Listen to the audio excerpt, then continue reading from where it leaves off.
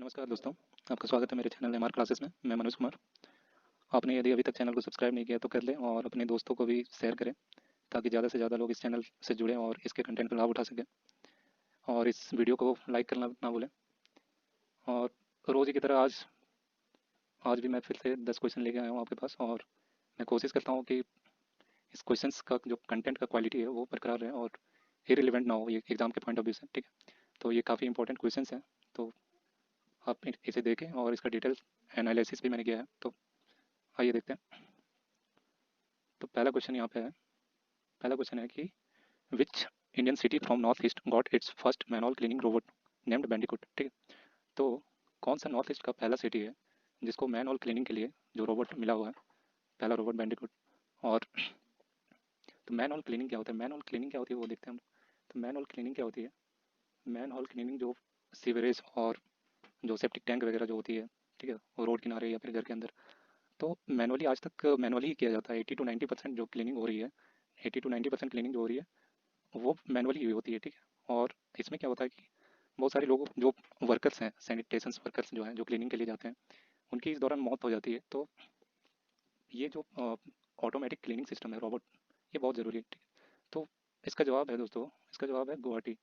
गुवाहाटी एक ऐसी पहली सिटी बन गई है नॉर्थ ईस्ट की जिन्होंने अभी रिसेंटली जो है ऑटोमेटिक मैनुअल क्लीनिंग रोबोट इनके पास आया है। ठीक है, और गुवाहाटी तो ये मैनुअल क्लीनिंग जो है ये सी एस आई आर जो CSIR स्कीम के तहत इसे मिला हुआ है। ठीक है, CSIR स्कीम के तहत मिला हुआ है, और इसका स्पॉन्सर था इंडियन ऑयल। इसका स्पॉन्सर कंपनी था इंडियन ऑयल। ठीक है, स्पॉन्सर कंपनी इंडियन ऑयल थी। और अभी नॉर्थ ईस्ट जो ये शहर है ये आसाम आसाम राज्य में पड़ती है, और ये आसाम राज्य जो है, आसाम राज्य के गुवाहाटी शहर जो है वो लार्जेस्ट पॉपुलेटेड शहर है, और इसको गेटवे ऑफ नॉर्थ ईस्ट भी बोला जाता है गुवाहाटी को। ठीक है, तो थोड़ा हम लोग जो मैनुअल सैनिटेशन वर्कर जो है उसका स्टेटस डालते हैं कि क्या है उसका रिकॉर्ड। ठीक है, तो अभी इंडिया में एक स्टैट्यूटरी गवर्नमेंट की बॉडी है, एन सी एस के। ठीक है, NCSK, इसका फुल फॉर्म है नेशनल कमीशन फॉर सफाई कर्मचारी। ठीक है, नेशनल कमीशन फॉर सफाई कर्मचारी, ये गवर्नमेंट की स्टैट्यूटरी बॉडी है। इन्होंने एक सर्वे किया था 2017 से लेके 2019 तक, 2017 से लेके 2019 तक एक सर्वे किया था। इस सर्वे के अनुसार जो है, जो मैनुअल सैनिटेशन वर्कर्स जो होते हैं, जो क्लीनिंग मैनुअली करते हैं, तो इनका जो क्लीनिंग के दौरान ही 282, अभी तक 282 जो वर्कर्स हैं वो क्लीनिंग के दौरान ही डेड हो गए। ठीक है, मारे गए। तो ये तो गवर्नमेंट की बॉडी है, बट एक इंडिपेंडेंट बॉडी है जिन्होंने एक इसी दौरान एक सर्वे किया था। इस इंडिपेंडेंट बॉडी का नाम SK है। इसका फुल फॉर्म है सफाई कर्मचारी आंदोलन। ठीक है, तो इस ऑर्गेनाइजेशन ने जो है इसी दौरान सर्वे किया था 17-19 में। तो इस दौरान इन्होंने पाया कि 429 वर्कर्स अभी तक क्लीनिंग के दौरान मारे गए। तो आपको अंदाज़ा लग गया होगा कि कितना ज़रूरी है ये ऑटोमेटिक क्लीनिंग, जो मैनुअल सिस्टम है, मैनुअल क्लीनिंग के लिए ऑटोमेटिक सिस्टम जो है ये कितना ज़रूरी है, और इंडिया के हर राज्य के लिए ये बेहद ही ज़रूरत चीज़ वाली चीज़। तो इसका आंसर जो है, इसका आंसर है गुवाहाटी। पहला क्वेश्चन का आंसर गुवाहाटी है। ठीक है, पहला क्वेश्चन का आंसर गुवाहाटी। अब आते हैं दूसरे क्वेश्चन पे। दूसरा क्वेश्चन ये है कि in which state ministry of civil aviation launches its first commercial chopper services recently. तो मिनिस्ट्री ऑफ सिविल एविएशन ने रिसेंटली किस स्टेट में कॉमर्शियल जो चॉपर सर्विसेज है वो स्टार्ट किया। ठीक है, तो इसका जवाब है उत्तराखंड। उत्तराखंड में स्टार्ट हुआ। तो ये उत्तराखंड में स्टार्ट हुआ, तो यहाँ से सवाल निकल के आता है कि कहाँ से कहाँ तक सर्विसेज स्टार्ट हुई। तो ये देहरादून शहर से न्यू टेहरी, न्यू टेहरी, श्रीनगर और गौचर, गौचर शहर तक सर्विसेज स्टार्ट की गई अभी। और जो चॉपर सर्विसेज जो प्रोवाइड कर रही है ये पवन हंस लिमिटेड है। ठीक है, हंस पवन हंस लिमिटेड जो है ये चॉपर सर्विसेज प्रोवाइड कर रही है। तो यहाँ से और एक क्वेश्चन निकलता है कि अभी जो है ministry of civil aviation, union ministry of civil aviation कौन है, मिनिस्टर कौन है अभी। तो इसका जवाब है हर्षदीप सिंह पुरी। हर्षदीप सिंह पुरी जी जो है अभी यूनियन सिविल एविएशन मिनिस्टर है। और फ्यूचर में अभी दो और नेटवर्क को जोड़ने की बातें चल रही हैं। इसमें है देहरादून शहर को जो है रामनगर, पंतनगर, नैनीताल, अल्मोड़ा, पिथौरगढ़ से जोड़ा जाएगा। और दूसरा जो नेटवर्क है देहरादून शहर को मसूरी से जोड़ने की बातें चल रहा है।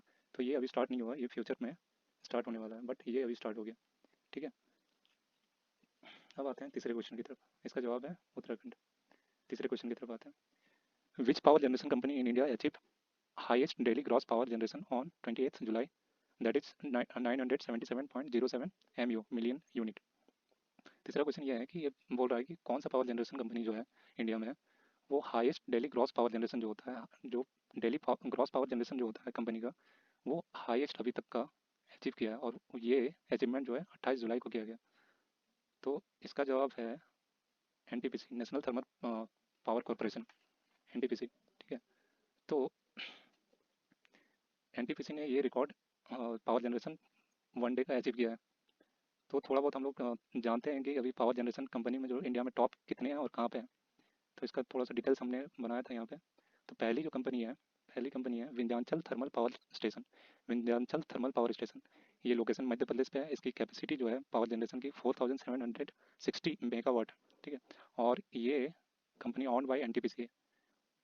दूसरा चीज़ है कि दूसरा जो पावर जनरेशन कंपनी है वो मुंड्रा थर्मल पावर स्टेशन है। ये लोकेशन गुजरात पे है और इसकी कैपेसिटी है 4620 मेगावाट, और इस ये ऑन्ड बाय अडानी पावर। और तीसरे नंबर पे जो इंडिया में आती है वो Mundra ultra mega power plant आती है। इसका लोकेशन गुजरात है और कैपेसिटी 4000 मेगावाट, और owned by CGPL subsidiary of Tata power, CGL coastal Gujarat power limited करके इसका फुल। ठीक है, तो ये बहुत ज़्यादा इंपॉर्टेंट कंपनी है कि अभी जो बिगेस्ट पावर जो जनरेशन कंपनी है ये विंध्याचल थर्मल पावर स्टेशन है, और ये इंडिया में अभी हाईएस्ट कैपेसिटी है, और इसका ऑनर है एनटीपीसी। तो एनटीपीसी एक अकेला नहीं है, इसमें बहुत सारी छोटी छोटी कंपनियां शामिल है, बट मेजर जो स्टेक है, मेजर स्टेक होल्डर जो है ये एनटीपीसी। ठीक है, अब आते हैं क्वेश्चन नंबर 4 पे। क्वेश्चन नंबर 4 पे आते हैं। Who has recently launch an e book on standard treatment guidelines for SUD. Question बोल रहा है कि किन्होंने अभी एक रिसेंटली ई बुक लॉन्च किया है। वो ई बुक रिलेटेड है स्टैंडर्ड ट्रीटमेंट गाइडलाइन से। किसके ट्रीटमेंट से?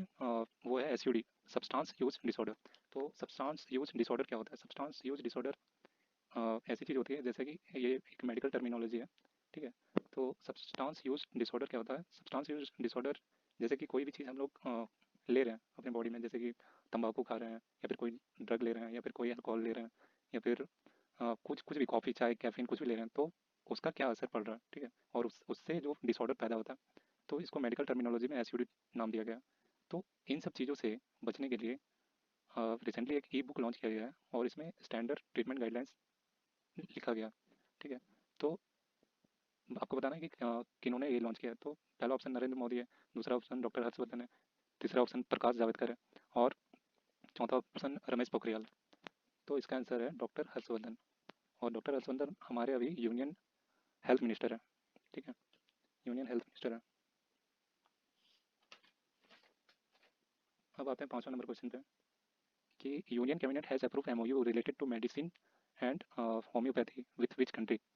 तो आपको बताना है कि यूनियन कैबिनेट ने अभी रिसेंटली जो एमओयू बहुत पहले साइन किया था, ये एमओयू साइन किया गया था नवंबर 2018 में, नवंबर 2018 में साइन किया गया था। तो आपको ये बताना है कि ये अप्रूव किया गया अभी, रिलेटेड है मेडिसिन से और होम्योपैथी से। तो अभी रिसेंटली आई थिंक 29 जुलाई को ये अप्रूव किया गया, 29 जुलाई को। ठीक है, 29 जुलाई 2020। तो ये किस कंट्री से एमओयू साइन किया गया था? तो इसका जवाब है श्रीलंका पहला ऑप्शन में, दूसरा नाइजीरिया, तीसरा साउथ अफ्रीका, और चौथा जिम्बाब्वे। तो इसका आंसर है जिम्बाब्वे। ठीक है, इसका आंसर जिम्बाब्वे। तो इसमें क्या किया गया था कि एमओयू साइन किया गया ताकि जो दोनों कंट्री हैं एक दूसरे से मेडिकल और होम्योपैथी से रिलेटेड चीज़ों से नॉलेज शेयर कर सकें, और ज़्यादा से ज़्यादा लोगों को फ़ायदा पहुंच सके। ठीक है, तो एक क्वेश्चन यहाँ पे बनता है कि जिम्बाब्वे, जिम्बाब्वे का कैपिटल कहाँ है? तो जिम्बाब्वे का कैपिटल जो है हरारे, हरारे। ठीक है, जिम्बाब्वे का कैपिटल हरारे, जिम्बाब्वे का कैपिटल हरारे। ये जाम्बिया रिवर के किनारे स्थित है, और ये I think south African country, Africa का साउथर्न कॉर्नर पे है। सिक्स नंबर क्वेश्चन पे आते हैं। सिक्स नंबर क्वेश्चन है कि which project has been included in the prestigious prime minister award for excellence in public administration for the year 2020। ठीक है, तो ये क्वेश्चन जो है ये पूछ रहा है कि कौन सा प्रोजेक्ट है इनमें से जिनको prestigious prime minister award for excellence in public administration 2020 ये साल में दिया गया। तो इसमें से देखिए सारे के सारे मिशन है, प्रोजेक्ट्स हैं। स्मार्ट सिटीज़ मिशन, दूसरा ऑप्शन है स्वच्छ भारत, तीसरा ऑप्शन है नमामि गंगे, चौथा ऑप्शन है इंदिरा आवास योजना। तो इसका जवाब है दोस्तों option C, Namami Gange. Namami Gange project.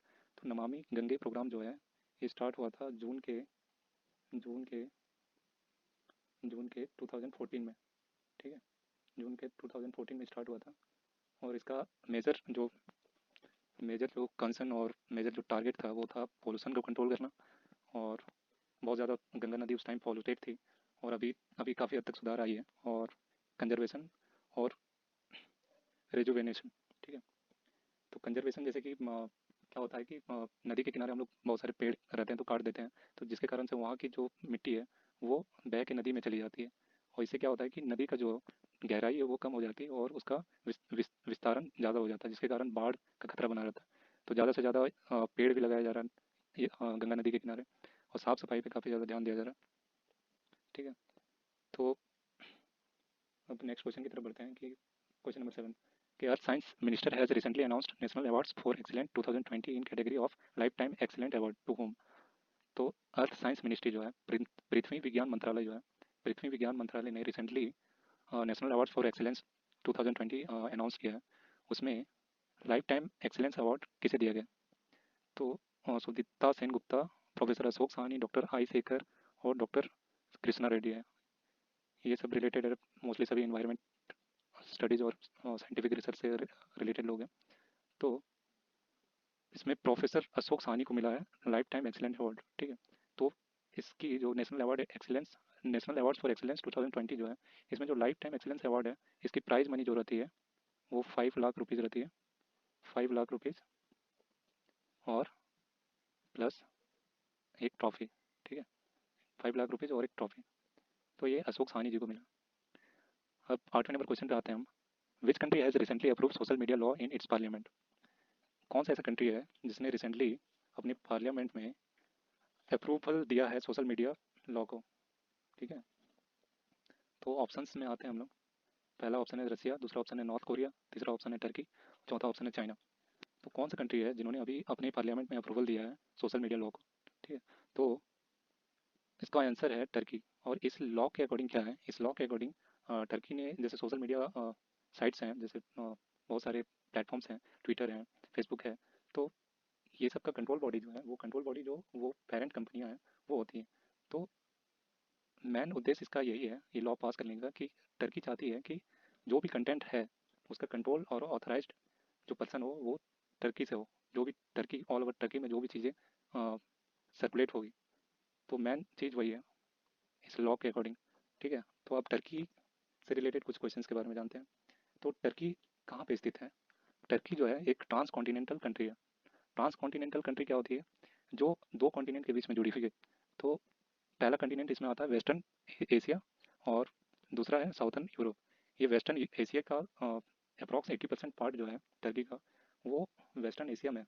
ठीक है, और जो 20 to 30% जो पार्ट है वो साउथर्न यूरोप में, साउथर्न यूरोप में। तो इसे बोलते हैं ट्रांस कॉन्टिनेंटल कंट्री। ठीक है, और इसका कैपिटल अंकारा, अंकारा, ANKARA। ठीक है, अब आते हैं क्वेश्चन नंबर 9 पे। Question number 9, PM Modi recently inaugurated online supreme court building of which country? PM Modi ने अभी रिसेंटली इनोग्रेट किया है एक कंट्री का सुप्रीम कोर्ट का बिल्डिंग। तो उस कंट्री का क्या नाम है? Indonesia, Sri Lanka, Mauritius, Nepal. तो इसका आंसर ऑप्शन बी है, मॉरिशस। तो रिसेंटली अभी 30th 30th जुलाई को 30th जुलाई को प्राइम मिनिस्टर मोदी और जो मॉरिशस के प्राइम मिनिस्टर है Pravind Jugnauth, Pravind Jugnauth jointly इन्होंने अभी वर्चुअल ऑनलाइन इन्होंने अभी वर्चुअली इनोग्रेट किया है मॉरिशस के सुप्रीम कोर्ट का बिल्डिंग को। ठीक है, तो इस बिल्डिंग के लिए इंडिया ने फंडिंग किया था 28.12 मिलियन US डॉलर। इस बिल्डिंग को बनाने के लिए इंडिया ने फंड किया था मॉरिशस को $28.12 मिलियन। ठीक है, और और भी 2 प्रोजेक्ट्स के लिए इंडिया ने फंडिंग किया है, और भी 2 प्रोजेक्ट्स के लिए फंडिंग किया है, बट अभी उनका इनॉग्रेशन हुआ नहीं है। और मॉरिशस के बारे में थोड़ा बहुत जानते हैं। मॉरिशस जो है, मॉरिशस का कैपिटल जो है, मॉरिशस का कैपिटल है Port Louis. Port Louis, Port Louis, Port Louis. ठीक है। चौथा क्वेश्चन है यहाँ पे, सॉरी चौथा, लास्ट क्वेश्चन, ये 10वां नंबर क्वेश्चन है। Which state or union territory has recently withdrawn 1971 circular which mandated NOC, non-objection certificate for land acquisition by military forces?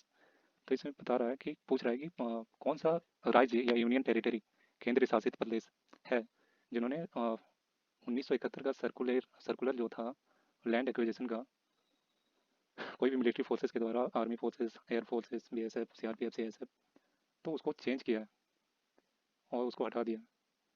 तो इसका जवाब है जम्मू कश्मीर। इसका जवाब जम्मू कश्मीर है। पहले क्या था, पहले क्या था कि 1971 में एक सर्कुलर लाया गया था कि कोई भी जो मिलिट्री फोर्सेस है, BSF, army, air force, CRPF, CISF, जो भी पैरामिलिट्री फोर्सेस और जो मिलिट्री फोर्सेस है हमारे, तो वो वहाँ पे अपना बेस कैंप नहीं बना सकते। बेस कैंप बनाने के लिए उन्हें नॉन ऑब्जेक्शन सर्टिफिकेट वहाँ का जो एडमिनिस्ट्रेशन है वहाँ से लेना पड़ता था। बट अभी रिसेंटली इसको हटा दिया गया। ठीक है, इसको हटा दिया गया है। और ये जो 1971 का जो सर्कुलर था, ये रिप्लेस कर लिया गया इसे, जो इसे रिप्लेस कर लिया गया है right to fair compensation and transparency in land acquisition, rehabilitation rehabilitation and resettlement act 2000 act 2013 के द्वारा इसे रिप्लेस कर दिया गया। अब क्या हो गया इस एक्ट के अकॉर्डिंग कि कोई भी फोर्सेज जो है, कोई भी मिलिट्री फोर्सेज है, वो यदि अपना बेस कैंप कहीं भी बनाना चाहते हैं ऑल ओवर जम्मू कश्मीर, तो उसे एनओसी सर्टिफिकेट लेने का ज़रूरत नहीं है। ठीक है, तो आज के लिए इतना ही दोस्तों। उम्मीद करता हूँ कि कंटेंट अच्छा लगा होगा, और ज़्यादा से ज़्यादा शेयर करें इस तरह के कंटेंट को रोज़ देखने के लिए, और इस वीडियो को लाइक करें। धन्यवाद।